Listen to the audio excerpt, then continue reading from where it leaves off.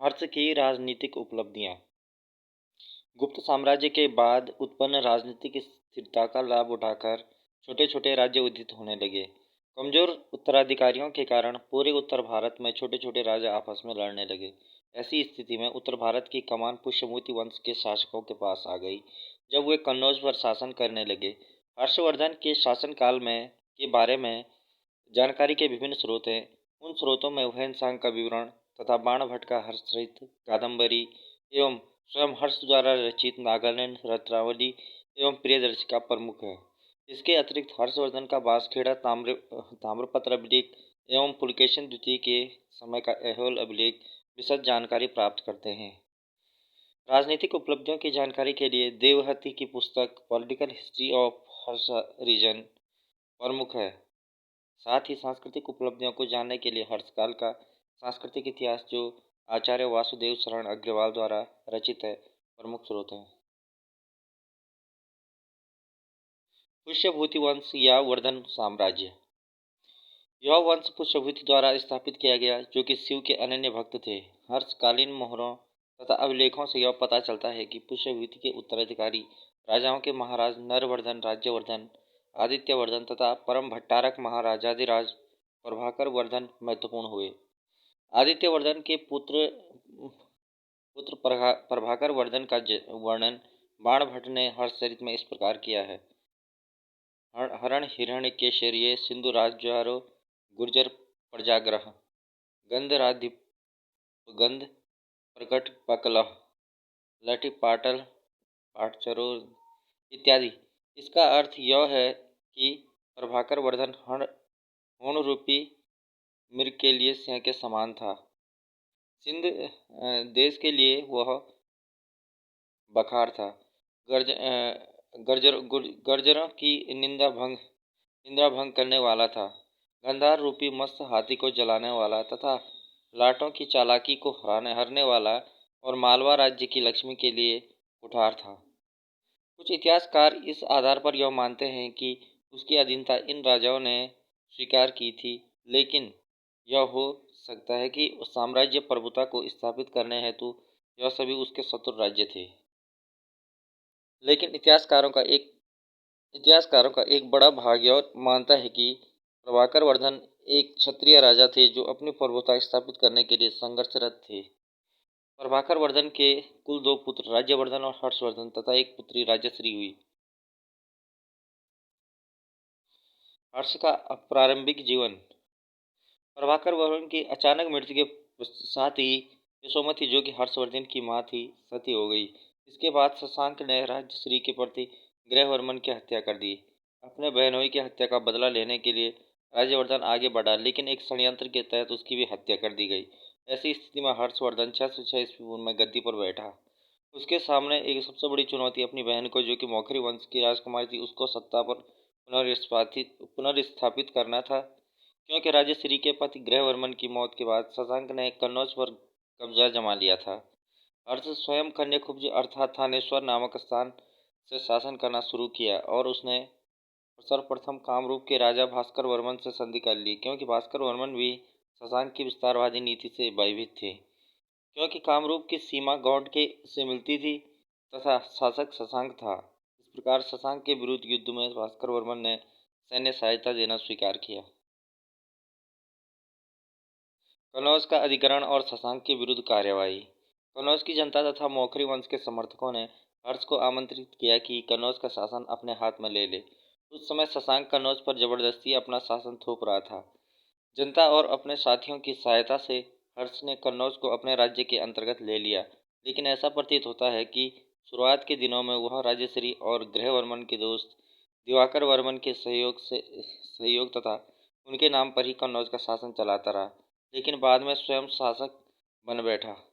हर्ष ने शशांक का पीछा किया और उसे पूर्ववर्ती भाग पर कब्जा कर लिया। कैमूर में हर्षकाल की मंडेश्वरी मंदिर इस बात का प्रमाण है। साथ ही उसने शशांक को पराजित किया और उड़ीसा के कोगोड के कुछ हिस्से पर अधिकार कर लिया। इस सभी कार्य में कामरूप राजा भास्कर वर्मन का पूर्ण सहयोग प्राप्त हुआ था। हर्ष ने कन्नौज से बंगाल तक के अभियान में पूर्व के कई छोटे छोटे राजाओं को हराया तथा चक्रवर्ती की उपाधि धारण की। ये राज्य थे अयोध्या, हयमुख, प्रयाग, कौशाम्बी, विशोक, सरस्वती, कपिलवस्तु, रामग्राम, कुशीनारा, वाराणसी, वैशाली, वज्जी, मगध, ईशान पर्वत, चंपा तथा कजगला। सभी ने हर्ष का आधिपत्य स्वीकार किया। हर्ष की पश्चिमी कार्यवाही। वैनसांग हर्ष के पश्चिमी सामंतों का वर्णन करता है जो राज्य कन्नौज के पश्चिम में थे, जैसे कपिशा, आज का सकिशा, पिलोसन्ना, आज का अंतरजी खेड़ा, अचिछत्र, गोविसना, आज के काशीपुर के नज़दीक ब्रह्मपुर, जो कि आज हरिद्वार के उत्तर पश्चिम में अवस्थित है, मतिपुर, सरुगन, थानेश्वर, मथुरा, परियात्रा, आज जयपुर के उत्तर सतद्र, कुलता, आज का कुल्लू, जालंधर, चिन्ह भक्ति और टका, जो कि पश्चिमी पंजाब में अवस्थित हैं। यह सभी या तो हर्ष पर निर्भर थे या उन लोगों ने उनकी अधीनता स्वीकार कर लिया था और सामंत बन गए थे। इस प्रकार उसने अपनी विजय पताका पश्चिम तक फैलाया हुआ था, जो कि एक चक्रवर्ती राजा का आवश्यक गुण होता है। इसके अतिरिक्त जो सिंध का शासक था वह हर्ष के पिता प्रभाकर वर्धन का घोर शत्रु था। बाणभट्ट कहता है कि हर्ष ने उसे कर देने के लिए बाध्य कर दिया, लेकिन ह्वेनसांग सिंध को एक समृद्ध और स्वतंत्र राज्य बताता है। सिंध के बाद हर्ष ने वल्लभी का मान मर्दन किया और युद्ध में धुरूसेन बालीदित्य को हरा दिया, लेकिन गुर्जर अभिलेख से इस बात का खंडन करती है और बताती है कि बालादित्य ने भरौज के राजा दुद्दा व द्वितीय की सहायता से वल्लभी को बचा लिया था। ऐसा विवरण मिलता है कि हर्ष ने अपनी पुत्री की शादी धुरूसेन बालादित्य से की, लेकिन स्मिथ इस बात से सहमत हैं कि हर्ष का एक सामंत ही था जो प्रयाग सभा में भी सम्मिलित हुआ था। हर्ष का असफल प्रयास कश्मीर, नेपाल और पुलकेशिन द्वितीय।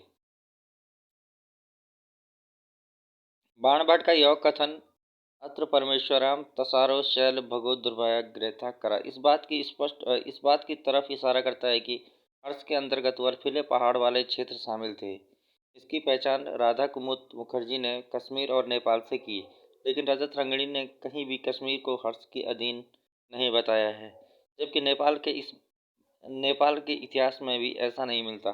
लेकिन ढेर अभिलेख हर्ष के संबंधी राज्यों से बताते हैं और ऐसा वृत्तांत मिलता है कि कई पहाड़ी सुंदरियों से हर्ष ने वैवाहिक वैवाहिक संबंध स्थापित किए थे।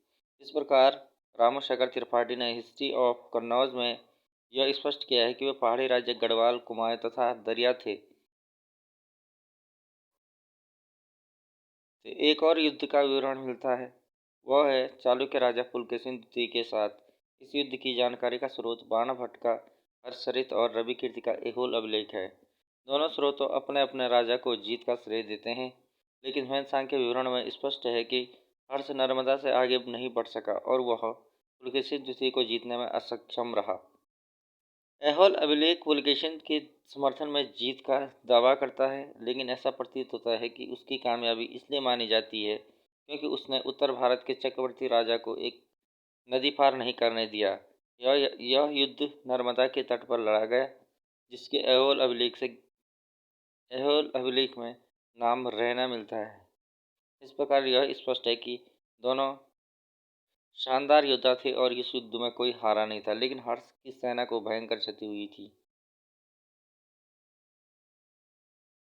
निष्कर्ष तो कह सकते हैं, यदि ध्यान से देखा जाए तो कुछ असफलताओं के बावजूद हर्ष एक शानदार राजा था।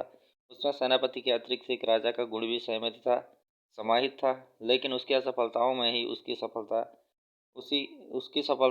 उसकी असफलता भी सन्निहित है। जैसे भास्कर वर्मन उसका दोस्त था, इस कारण वह कामरूप को कभी अपने अधीन नहीं कर पाया। पूर्व के विजय में भी वह संपूर्ण उत्तर प्रदेश को नहीं जीत सका। साथ ही पूर्व बंगाल भी कभी उसके अंतर्गत नहीं था। पश्चिम में जालंधर के बाद उसकी प्रभुता नहीं थी। वहीं सिंध और बल्लभी भी उसके दास न होकर सहयोगी थे। कश्मीर और नेपाल भी उसके साम्राज्य का हिस्सा नहीं थे। इसके अतिरिक्त दक्षिण पूरा अछूता रहा और पुलकेशिन ने उसे नर्मदा से आगे नहीं बढ़ने दिया। फिर भी वह एक महान राजनीतिज्ञ और कुशल योद्धा था। प्रोफेसर राम शंकर त्रिपाठी ने उसकी सीमा में सीमा में पूर्वी पंजाब, उत्तर प्रदेश, मथुरा और मथी मथुपुर को छोड़कर बिहार, बंगाल और उड़ीसा के क्षेत्र, कोगड़ा और गजाम क्षेत्र को सम्मिलित किया। उनका मानना है कि हर्ष ने थोड़े समय के लिए ही उत्तर भारत को एक करने का कार्य किया और चक्रवर्ती का विरुद्ध धारण कर गुप्तों के स्वर्णिम शासनकाल को फिर से जागृत करने का कार्य किया। लेकिन यह उसकी असफलता थी कि उसकी मृत्यु के बाद उत्तर भारत कई छोटे छोटे भागों में विभाजित हो गया, जिससे तुर्क आक्रमण का रास्ता प्रबल हुआ। Thank you.